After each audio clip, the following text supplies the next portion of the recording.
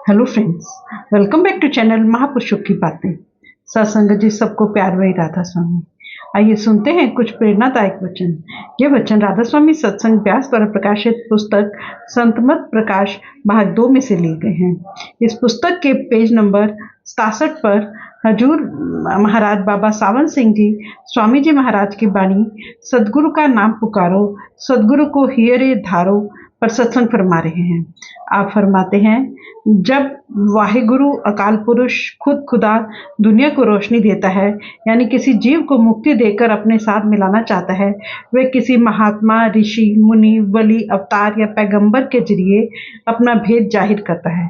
यही इस्लाम मजहब के फकीर कहते हैं, यही गुरु नानक साहब कहते हैं, यही कबीर साहब कहते हैं, यही वेद शास्त्र कहते हैं और यही ऋषि मुनि पुकारते हैं कि वह मालिक जब किसी मनुष्य को तारना चाहता है तो आदमी बनकर आता है, क्योंकि हम आदमी हैं। वह मालिक जब तक हमारे जैसा आदमी बनकर ना आए, अपने घर जाने की राह ना बताए, हम घर जा ही नहीं सकते।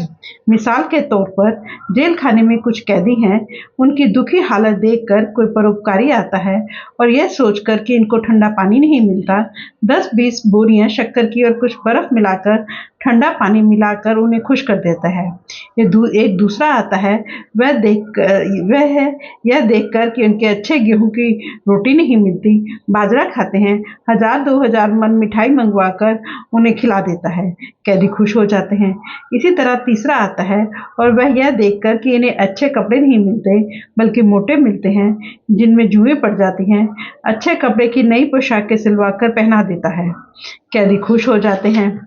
उन सभी ने सेवा की, मगर कैदी जेल खाने में ही रहे। सेवा करनी चाहिए, हमें भी परोपकार करना चाहिए, मगर हमारा परोपकार किसी को 84 के जेल खाने से नहीं निकाल सकता। अब फिर उसी जेल खाने की मिसाल लो।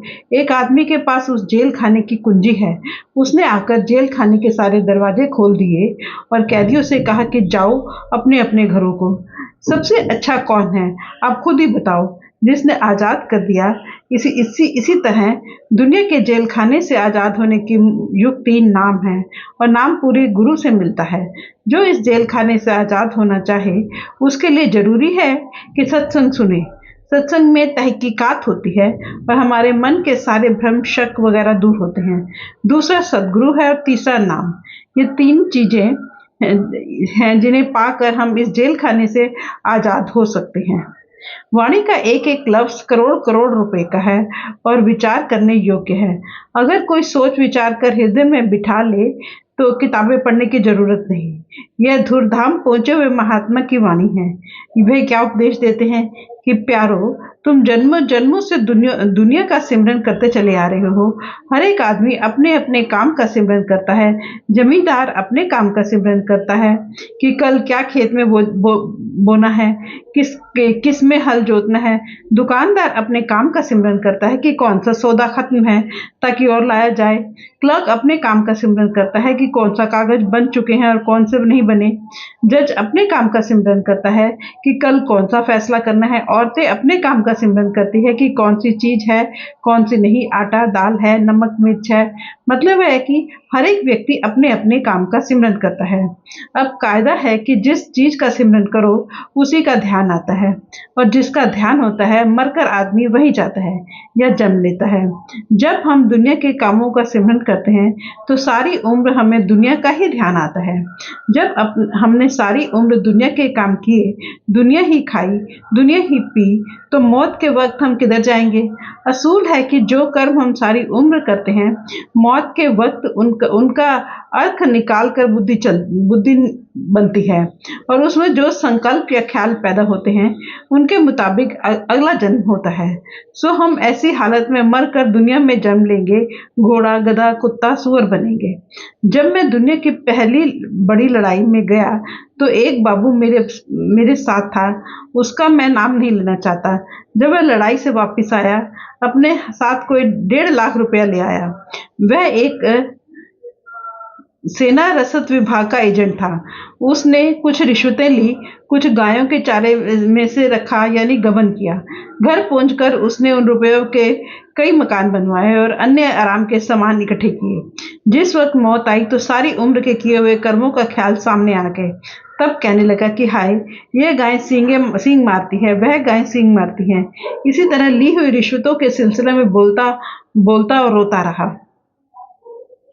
इसी तरह एक पुलिस इंस्पेक्टर का जिक्र है। उसकी पत्नी सत्संगिन थी। वे चाहते थे कि उसको नाम मिल जाए।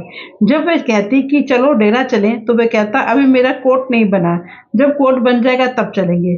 जब दूसरा महीना आता तो पत्नी फिर डेरा जाने के लिए कहती तो वह कोई ना कोई बहाना बनाकर टाल देता। खैर इसी तरह करते करते उसकी मौत आ गई, क्योंकि सारी उम्र बेईमानियां ऐब पाप किए मौत के वक्त सामने आ गए। कहता है मुझे ना मारो, बच्चों की माँ मुझे बचा, देख ये मेरे हाथ जलाते हैं और दुख देते हैं। तब सदगुरु क्या उपदेश देता है?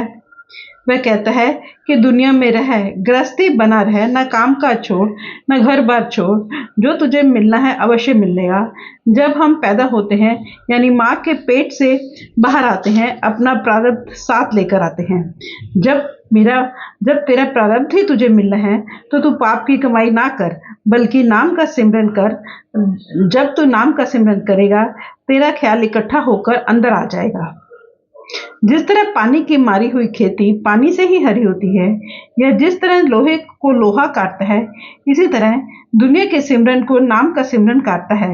यह नहीं कि नाम लेकर रख छोड़, बल्कि दुनिया का सिमरन छोड़कर नाम का सिमरन कर। जो जो तू सिमरन करेगा, तेरा मन जो तुझे बाहर लिए फिरता है, आहिस्ता आहिस्ता अंदर आ जाएगा और दोनों आंखों के बीच में खड़ा होना शुरू हो जाएगा। जो लोग सिमरन करते हैं उन्हें पता है कि सिमरन में कैसी लज्जत है। उनसे पूछ लो।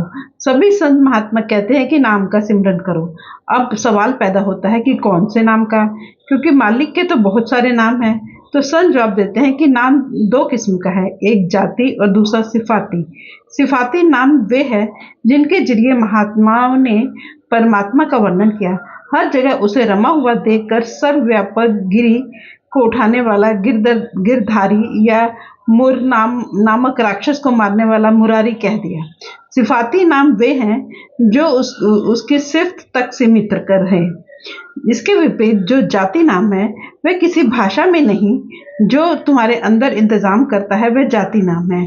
सदगुरु कहते हैं वह नाम तेरे अंदर है, तू अंदर जा और अपनी रूह को उसके साथ जोड़ दे। अंदर जाने के लिए दो सिफाती नाम वह हमें बताता है, वह उसका अपना कमाया हुआ है। अब हमें उस नाम का सिमरन करना है। किस तरह? मन और प्यार के साथ। जब आप इस तरह सिमरन करोगे और तीसरे तिल को अपना आसन बनाओगे तो हाथ पैर सुन्न होने शुरू हो जाएंगे, यहाँ तक कि सारा शरीर सो जाएगा। तब आप महसूस करोगे ये शरीर मेरा नहीं बल्कि पराया मुर्दा है। जब अंदर जाओगे तो पहले देवों और पितरों का मार्ग आएगा, फिर तारामंडल आएगा, फिर सूरज का मंडल आएगा, फिर चंद्रमा का मंडल आएगा। मगर ये चीजें उस वक्त आएंगी जब आप आंखों से ऊपर जाओगे, पहले नहीं। आप शरीर नहीं हो और न ही सद्गुरु शरीर हैं। शरीर जड़ है। अब आपको बड़ा सुंदर और लतीफ शरीर मिल गया है। यह स्थूल और शरीर तो जड़ है, मगर वह सूक्ष्म से सूक्ष्म है। अगर आपको इंग्लैंड जाना हो तो वह इस स्थूल शरीर को कई मुश्किलें पेश आएंगी, मगर उस सूक्ष्म शरीर को नहीं। जब ख्याल आया इंग्लैंड पहुंच गया, ख्याल आया आ गया। और जब अंदर गुरु का स्वरूप प्रत्यक्ष कर लोगे तब वह नूरी स्वरूप हमेशा साथ रहेगा और संभाल करेगा। ये जो ऋषि मुनियों ने मूर्तियां बनाई हैं और ठाकुर द्वारों मंदिरों आदियों में रखी हुई हैं, ये सिर्फ ध्यान के लिए ही हैं, वरना पत्थर तो कुछ बोलने वाले हैं नहीं। ये जो मूर्तियां हैं, चाहे अवतारों की हो, वलियों की हो या किसी और की, ये बेजान है। बेजान चीज जानदार को कैसे खींच सकती है? कभी नहीं। कहते हैं हमारा सिवाय सदगुरु के और किसी के साथ प्यार नहीं। अगर कहीं जंगल में हमारा कोई रिश्तेदार मिल जाए तो हम उसे प्यार के साथ बाहों में भर लेते हैं। इसी तरह जब अंदर गुरु का स्वरूप प्रत्यक्ष हो जाए तो बड़ी खुशी होती है। यह स्वरूप बड़ा खूबसूरत और इतना प्यारा है कि उसे देखकर आंखें तृप्त ही नहीं होती। वह वहां खड़ा है जिसका मन हिलता है। वह कहते हैं कि जी, स्वरूप आता है और चला जाता है, स्वरूप तो वहीं खड़ा है, उनका अपना मन आता और जाता है। जिस तरह जब हम रेल में बैठे होते हैं और रेल चल रही होती है तब पेड़ दौड़ते हुए नजर आते हैं। यह नज़ारा हम सभी ने देखा होगा। अब कभी पेड़ भी दौड़ते हैं, कभी नहीं, वे तो जमीन में गड़े हुए हैं। इसलिए आप जो जो सिमरन और ध्यान करोगे आपको वहाँ ठहरने की आदत होती जाएगी। इसका नाम सदगुरु भक्ति, सदगुरु सेवा और सदगुरु और कोई सेवा नहीं लेता। आपके धन की सेवा से या तो आपके लिए कोई मकान बना देगा या लंगर चला देगा, लेकिन अपने लिए नहीं। इसलिए गुरु भक्ति बहुत ऊंची अवस्था है। जिस तरह छोटा बच्चा अपने आप को माँ की गोद में दे देता है, वह बच्चे का पूरा जिम्मा ले लेती है, उसे नहलाती है, धुलाती है, खिलाती है, मतलब कि उसका सारा वक्त ख्याल रखती है। इसी तरह अगर शिष्य सब कुछ सदगुरु पर छोड़कर अपने आप को उसके हवाले कर दे तो सदगुरु उसे सचखंड ले जाने का जिम्मेदार है। यही अगर आप अपने आप को गुरु को सौंप दोगे तो जहां भी जाओगे गुरु आपके साथ जाएगा, हर जगह संभाल करेगा। जो जो सवाल पूछोगे उसका जवाब देगा। फिर वह कहेगा आओ चले। वह किस जहाज पर बिठाएगा नाम के, और खंडों ब्रह्मांडों की सैर कराएगा। उनकी क्या मिसाल दें, वे अपनी मिसाल आप हैं। हम पर जितने भी बंधन पड़े हैं वो उनसे आज़ाद कराते जाएंगे। पहले वे हमें सहजतल कवल में ले जाएंगे, फिर ब्रह्म में, फिर पार ब्रह्म में, फिर सचखंड में। अगर ऋषि मुनि वली पैगंबर अंदर गए हैं तो इसी तरीके से, अगर संत महात्मा गए हैं तो इसी तरीके से। अनंत काल से जब से दुनिया बनी है यही तरीका चला आ रहा है। यह किसी का बनाया हुआ नहीं बल्कि कुल मालिक का बनाया हुआ है।